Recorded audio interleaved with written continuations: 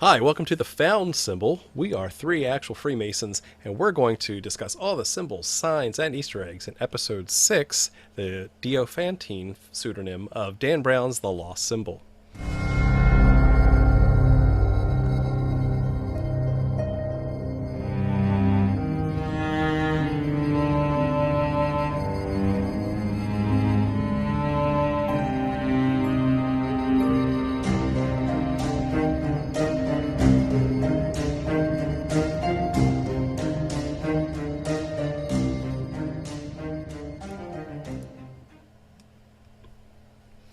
All right, I'm John, and I'm here with Jason and RJ. And fair warning, there are spoilers ahead. So if you haven't seen the episode today of The Lost Symbol, then go ahead and do that. Otherwise, you're going to be in for a wild ride. So, what did you guys think of the episode this week?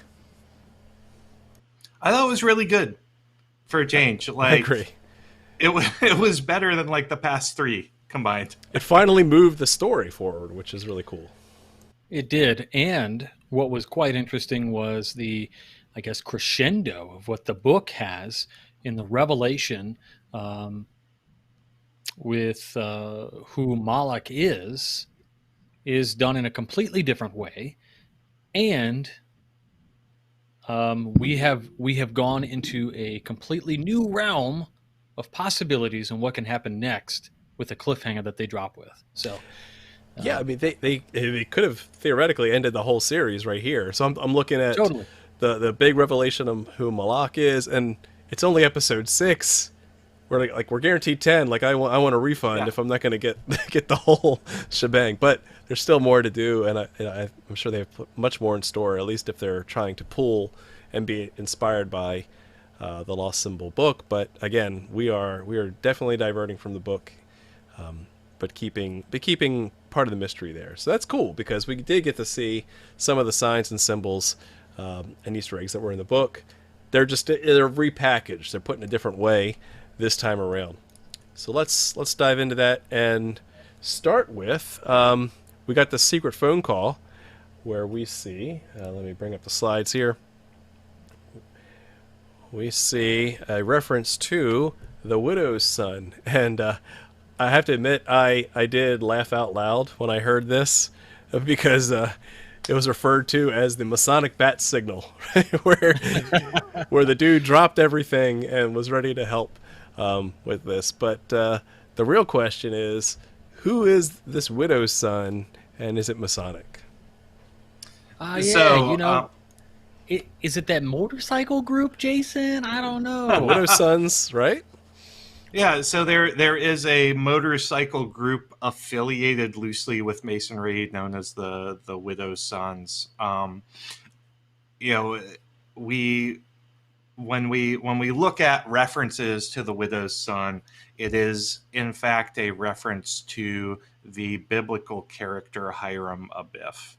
And Hiram is described as the son of a widow. He's from one of the 12 tribes of Israel, specifically Naphtali, is the son of a Tyrian from Tyre, Tyrian bronze worker, sent for by Solomon to cast the bronze furnishings and ornate decorations for King Solomon's temple.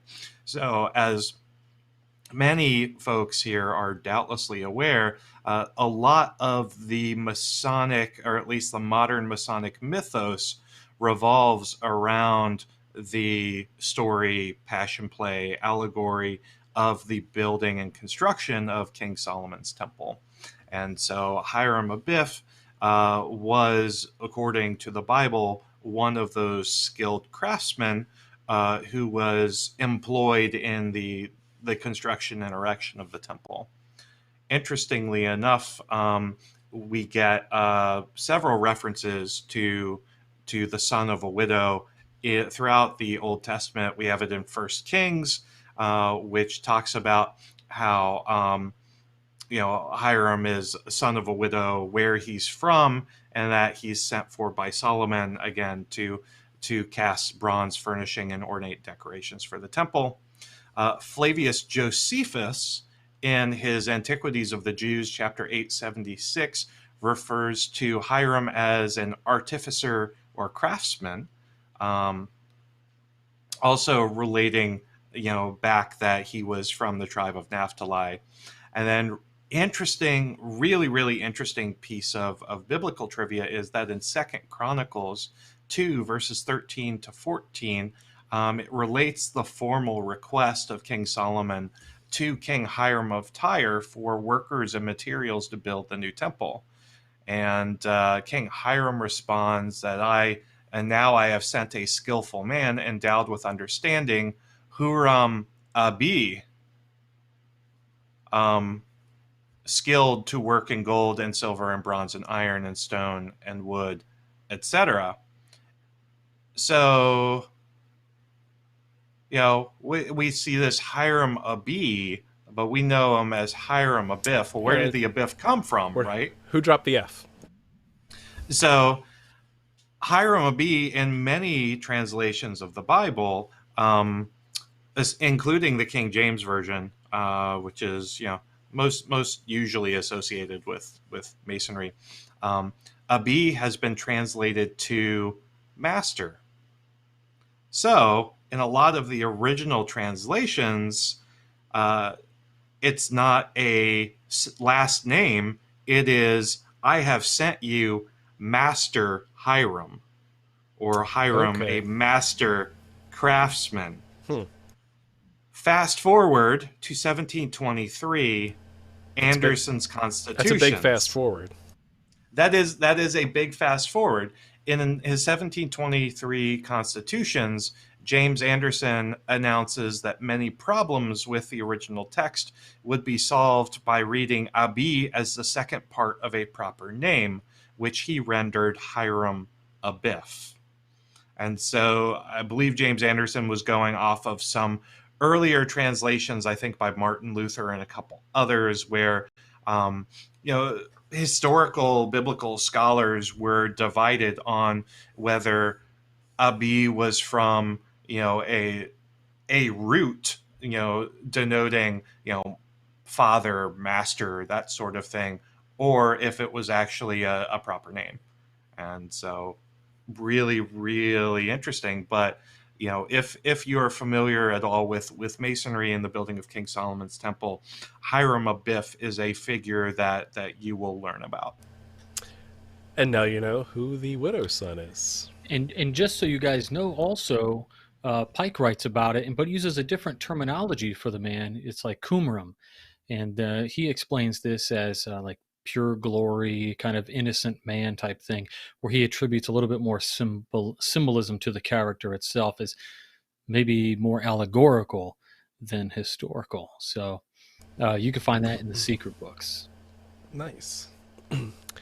So that's a little bit of Masonic trivia that jumps in there bright and early. And I'm going to start calling it the Masonic Bat Symbol from now on, because it's a really good, it's an evocative term to say what that means for us Masons.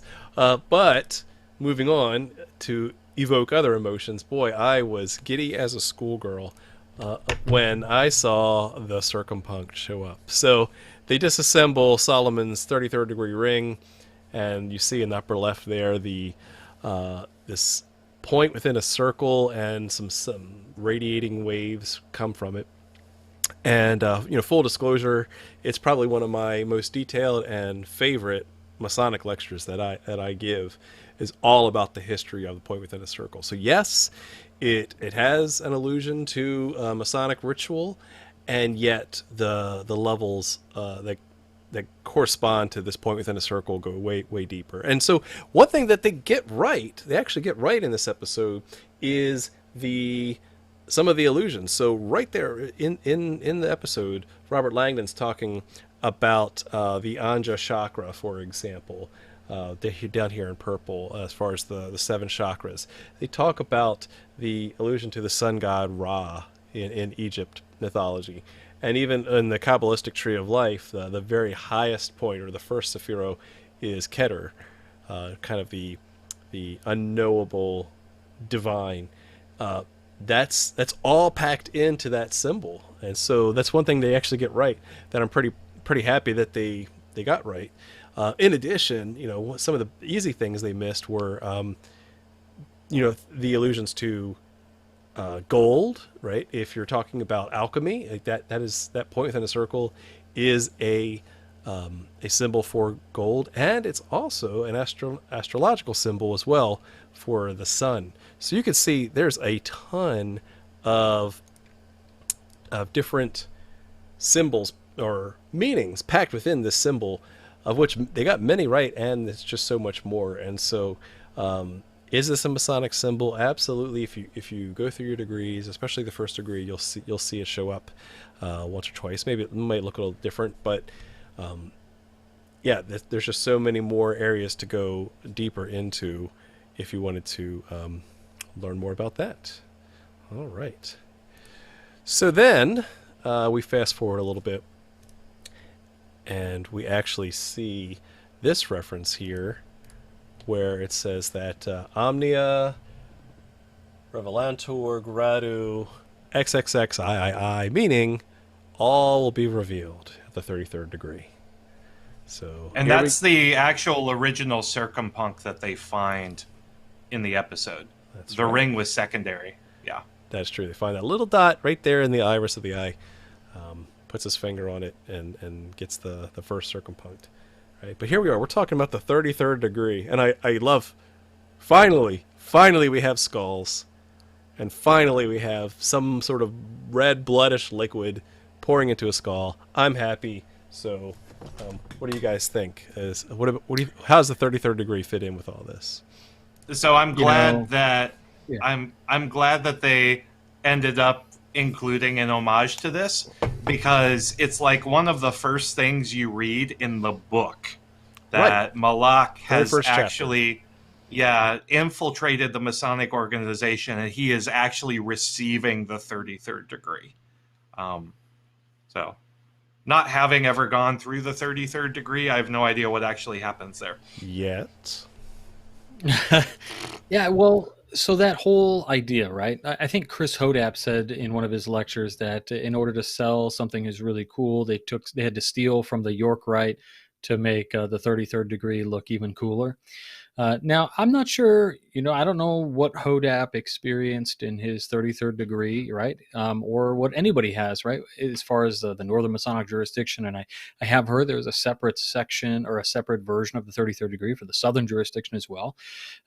So what's interesting to me is there's a series of books called Masonry Illustrated, not Illustrations of Masonry, that I think is originally published by, famed Ezra Cook, anti-Mason, the only guy to ever organize an anti-Masonic rally in Chicago. So he lists and depicts the degrees as well as all of the signs, symbols, grips, words, and dugars and signs of all the degrees. And he didn't stop with just the 3 or even the York Rite degrees. He takes it all the way through the 33rd degree. So if you ever want to read the 33rd degree as they expose it, I have read it. I don't know if I buy it. But I will say that it seems eerily similar to one Knight Templar degree. So maybe they changed it. Maybe they haven't. I don't know. What I'm reading is from 18-something. So, but it was really cool to see that. And I was a little bit disappointed that clearly that is a Halloween skull and not the skull of somebody cool. We all know ocular cavities don't stop right there. And if you didn't, now you do.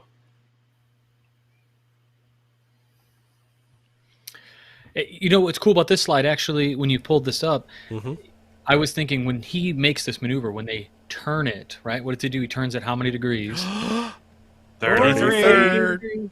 Yeah. I was like, oh, right, how'd that work? But when I saw the screenshot that we had in the slides here, I noticed that the center of the box is maybe like a little gear post, and that those rays maybe connect to these the inlaid rays in the box. But then I'm thinking, like, if this thing is supposed to be from 1400s, the marvelous engineering of this, I don't know, I just can't get past it. It's all true. Did they have cool magnets or what? But right away, he jumps to, the cross, and with this the circumpunct in the middle, or the rosy cross. Doesn't look like a rose, but they jump right to the rosy cross symbolism. And then from there, dives down the Rosicrucian rabbit hole where right away, Robert Langdon, not a Mason, not interested in Masonry, knows all about Christian Rosenkreuz and all the other allusions to Rosicrucianism. So, what's the backstory there between the Rosicrucians and Freemasonry? I mean, it is interesting to talk about Rosicrucianism. I mean, there's a few degrees within Scottish Rite that relate to Rosicrucianism, The right? Rose With Croix. the Rose Croix degrees, but also there seems to be degrees within the Northern Masonic jurisdiction that seem to imply that the Rosicrucian order somehow infiltrated the Masonic order and created it to be what it is today. Now, in the prologue to that degree, it is said that this is, a work of fiction. But so for those guys who don't know, Christian Rosenkreuz, as they mentioned in the show, is somebody who maybe lived, maybe didn't live. He published what is considered 3 works that are the Rosicrucian Manifestos, right? Beginning in 1614. Right, the Fama Fraternatus. Which are the founding documents. And the connection to Masonry is really interesting because they really don't have a connection to Masonry proper until the 1700s, early 1800s, when some folks in England organize an official Rosicrucian group to perpetuate these things. And then what's interesting about that particular group, right, is that later people who are interested in the more magical and practical applications of Rosicrucianism then splinter off to found Hermetic Order of the Golden Dawn, which then gets splintered further and further as we go. But Rosicrucian in itself is really interesting because as a Masonic thing, it has spawned tons of other groups. The man himself is a German aristocrat. He's an orphan, spends 12 years in a monastery for his schooling. CR, right? Yeah, right. And then eventually he travels east, goes to like Turkey and all of these countries in the Middle East, learns from the quote unquote masters, comes home, founds a school or a brotherhood called the House of the Holy Spirit. And what I find really fascinating, you can just read the blurb on Wikipedia if you want to, but the lore surrounding his grave and the sarcophagus and everything is just fascinating to me. But there's this legend that his body is in a hectagonal chamber that has all these writings in it, and that his body is preserved, and he like lays in stasis. It's really quite interesting. And then, of course, the secondary interpretation of that, literal interpretation, is a symbolic one, where Christian Rosenkreuz is essentially this stone that you discover when you visit the interior of the earth, right? The whole vitriol aspect. Right. Y'all had a little note in here. Go ahead. I said, sulfur. Go ahead. Yeah, right. Yeah. So there's this idea that he might be connected to Francis Bacon. Totally Francis Bacon. Well, Francis Bacon he's got this reputation. Everybody who couldn't have written something because of their social status had to have been Francis Bacon in the 1600s. It's like the 6 degrees of Bacon. Well, kind of, right. So Francis Bacon, this guy who is part of the gentry, is part of the aristocratic nature over in in England. And what's interesting is those publications are the 1614 all the way through, I think, 1620 something. Well, Francis Bacon dies in 1646, so maybe it could have been Francis Bacon, maybe not, I don't know. But then to talk about this idea of Francis Bacon being Christian Rosenkreuz, RC, well, a lot of people think that Francis Bacon was also Shakespeare. When I've talked to Shakespearean actors, they will tell me that is flat out false because basically this is a conspiracy theory born from England to say that there's no way that the greatest playwright of all time could have been the son of a glove maker. It had to have been Francis Bacon, who was a gentry, who was aristocratic. So this idea of perpetuating that somebody who maybe has come up with this really great thing as Rosicrucianism couldn't have been just some lowly guy RC, right? It had to have been Francis Bacon, somebody who is noble, of the noble blue bloods. So it's a really interesting argument. Totally and, Francis Bacon. That's my and then story. Johann Andre, he's a guy who's born in 1586, dies in 1654, and he is the only person to ever come forward to say, I wrote those manifestos. And by the way, don't believe it. I did them as a political lampoon. And so he doesn't mean lamp. Yeah, he does. And what's crazy about that, that's going to trigger some folks, but the idea is that he doesn't mean lampoon as in like making fun of. He means lampoon as in a way to showcase a different ideology than would have been perpetuated in the 16th century or 17th century. So it's a really interesting whole smorgasbord this thing that has its own life within Masonry, actually. Right. And so are there Masonic Rosicrucians? Absolutely. There is the SRICF, or the Societas Rosicruciana in Civitatibus Federatis. So you can certainly check that out if you're so inclined. All right. For the next topic, I want to head over to the actual title of the episode, which is not referenced in any symbol or mentioned in any word throughout the episode. So the title of this episode is called the Diophantine Equation, which is referencing an actual mathematician, Diophantine, that goes way back to almost the Hellenistic era. And what's the Masonic connection there, if there is one?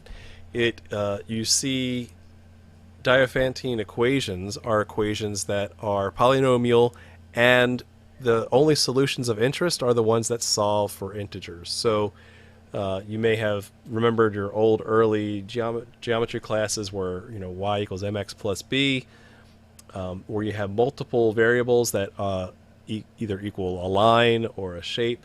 One of the most popular Diophantine equations is a squared plus b squared equals c squared. And for Freemasons, we certainly know that as the 47th problem of Euclid and how that shows up. So it's a stretch, and it is the name of the episode, but it's referenced nowhere else. And so I found that to be interesting, that they take this obscure mathematical equation and just kind of slap it on as the episode title. Really don't allude to it anywhere in the episode, but it is certainly Masonic in its reference to the 47th problem of Euclid, for all of those who are familiar with that.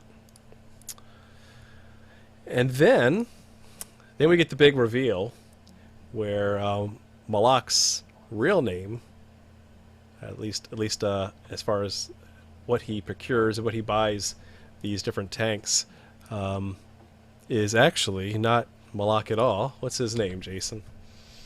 So he goes by the name of Christopher Abaddon. And Abaddon has been translated in the Greek to Apollyon. And Abaddon is known as the destroyer in the Bible. So it appears in the Bible as both an archangel of the abyss and hell, but or what has been later defined as hell, and the actual place of destruction itself. And so in the book of Revelations, before you dive into the like biblical context of it, I just want to break apart that name, right? Because you have Abaddon the destroyer, but Christopher in like Greek is like one who follows Christ, right? Or the bearer of Christ.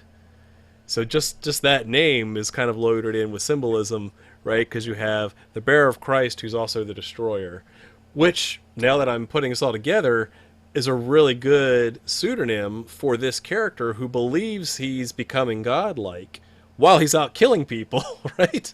And he thinks he's noble for doing so. So that's a really cool name that they gave to this character. Again, not really referenced in the book, but to have the bearer of Christ, who's a destroyer, is hugely symbolic. So well, and juxtapose, yeah. And it also brings to light some differences in scholarship on who this character Abaddon really is. Interesting. There are some who equate Abaddon to the Antichrist figure, or perhaps Lucifer or Satan himself. But there is another stream of thought that interprets Abaddon as an archangel of God who does God's bidding as it relates to destruction. So Interesting. Christopher Abaddon could be, not only the light bearer of Lucifer, but could also be an homage to him believing that he is one of God's favored chosen, who is bringing about, destruction. Who is sent to destroy. Wow. Yeah. Interesting. Yeah. Yeah. So here at the end of the episode, we actually have some really cool imagery, because Abaddon is associated with the abyss, and you see as he's cornered by Sato and the CIA, he falls back into the abyss and disappears. Very poetic. Very poetic. Yeah.